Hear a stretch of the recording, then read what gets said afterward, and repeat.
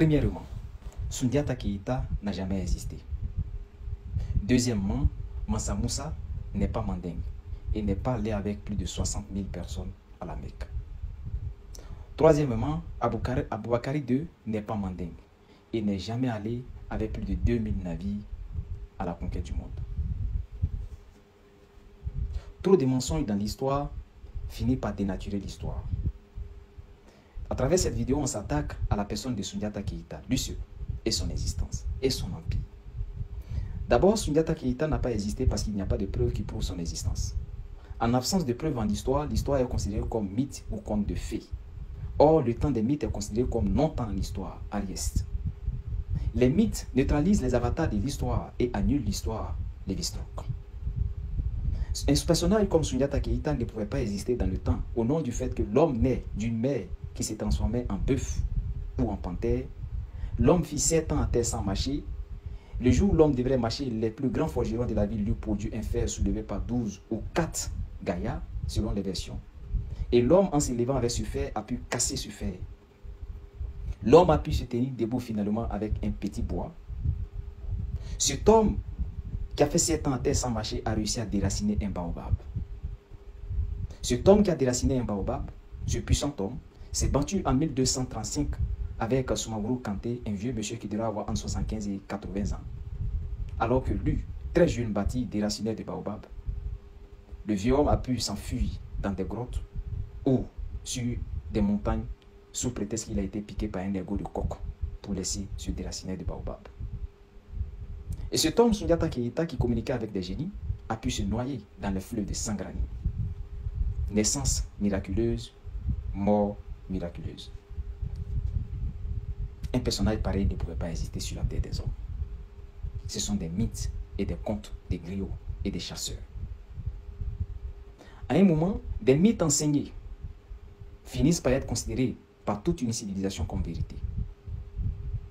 Et ceux qui s'appellent Keïta pensent que le nom Keïta commence par Soundiata Keïta.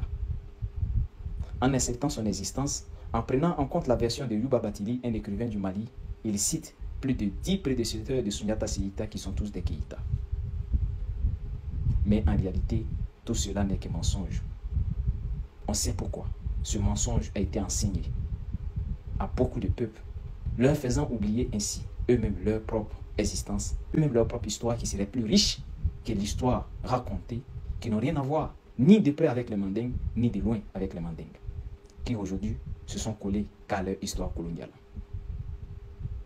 Des peuples qui ont oublié leur propre histoire au profit de cette histoire remplie de mensonges. Des Touaregs, des Souraïs, des Bobo, des Mianka, des Soniké, des Kakolo, des Dogon. Et ça, le colon en a participé également à la propagation de cette histoire mensongère. L'histoire de Soundiata Keïta a ébloui le monde entier, à tel point que les archéologues, tous sont venus dans les capitales présentées et dans les lieux réputés comme endroits de choc des civilisations mandingues pour faire des fouilles archéologiques. Niani, Kangaba, Dakadjana, Sibi, Kati, les fleuves autour des bords du fleuve de Sangrani. Tout cela a bénéficié des fouilles archéologiques et rien n'a été trouvé de l'existence de Soundiata Keïta. Or, c'est 1200, au XIIIe siècle. L'empire du Ghana, qui a eu son apogée au XIIe siècle, sinon au XIe, cet empire a laissé des traces. Koumbi Salé était sa capitale, et aujourd'hui une ville. Des forteresses existent, des murs existent, des bâtis. Et grâce à des fouilles archéologiques, ces endroits, beaucoup d'endroits ont été classés au patrimoine matériel de l'UNESCO. Pareil pour Walata. Et pour des empires aussi qui ont existé bien après, tels que l'empire Shanghai, ou au même moment, l'empire d'Edo, au Bénin et au Nigeria. Le seul empire dans notre Afrique qui n'a laissé des traces serait l'empire mandingue. Comment vous pouvez croire à cette histoire-là? Ce sont des contes d'anciens, des contes de griots, de chasseurs traditionnels. Parce que quand tu t'intéresses à cette histoire, on te dit, il y a des griots de Kela qui sont dépositaires de cette histoire. Et ils refusent même de raconter cette histoire aux étrangers. Il faudrait que vous sachiez que l'histoire est une discipline, l'histoire est une science. En absence de preuves, l'histoire est considérée comme conte, comme mythe. Le temps des mythes est considéré comme non-temps, Ariès. Quand tu demandes à n'importe qui, quelles sont les preuves montrant l'existence de Soundiata Keïta, on vous présentera un balafon, un Sosowani, un tout, des baobabs, la charte de Koukanfoura et 2 petits cailloux. Les autres ne sont pas des preuves à prendre. Si la charte de Koukanfoura peut être acceptée parce que ça a été accepté par l'UNESCO, cette charte de Koukanfoura et les 2 petits cailloux, ces 2 petits cailloux nous présentent ici l'endroit où la charte de Koukanfoura a été éditée. Un territoire qui gouvernait du bord du Sénégal actuel jusqu'au Niger, mais sur 2 petits cailloux, la charte a été prononcée.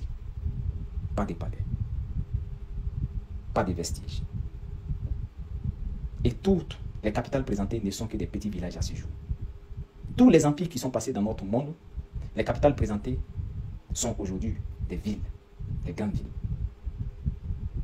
Congo, le choc de civilisation, aujourd'hui a plus de 23 sites archéologiques. Le Massina a plus de 50 sites archéologiques. Gao, Tombouctou, aux deux ont plus de 73 sites archéologiques. La zone Manding, Niani, Kangaba, Dakadjana, rien. 0. Et d'ailleurs, Soundiata Keïta ne pouvait pas exister parce que les écrivains qui sont passés par là n'ont jamais écrit sur Soundiata Keïta. Le terme Mali et Manding, il y a confusion chez beaucoup de personnes. Cela ne désigne pas les mêmes choses.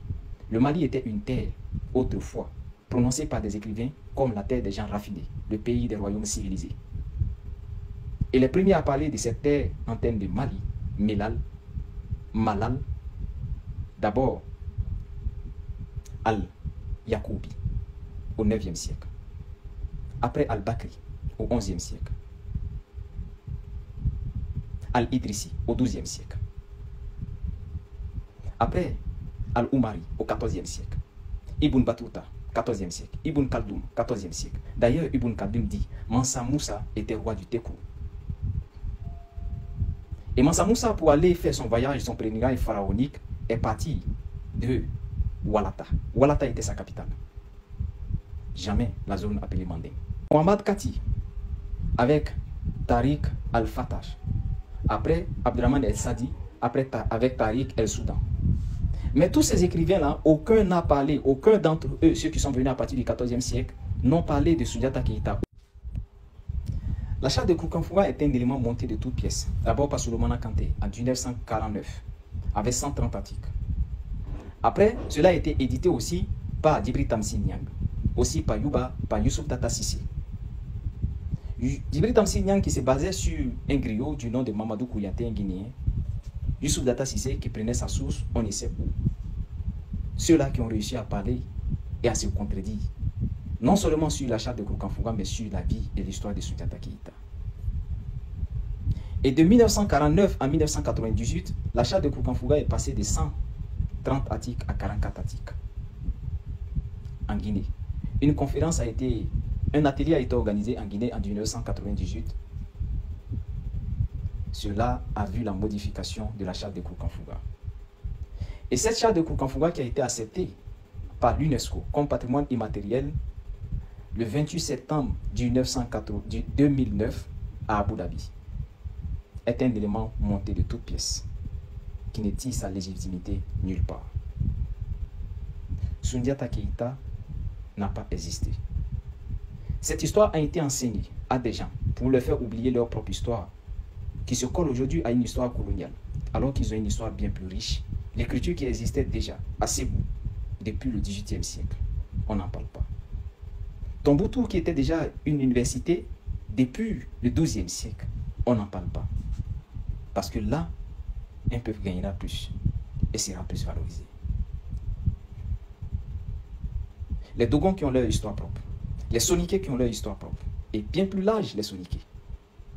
Ceux-là qui ont gouverné en force et en large l'Empire du Ghana.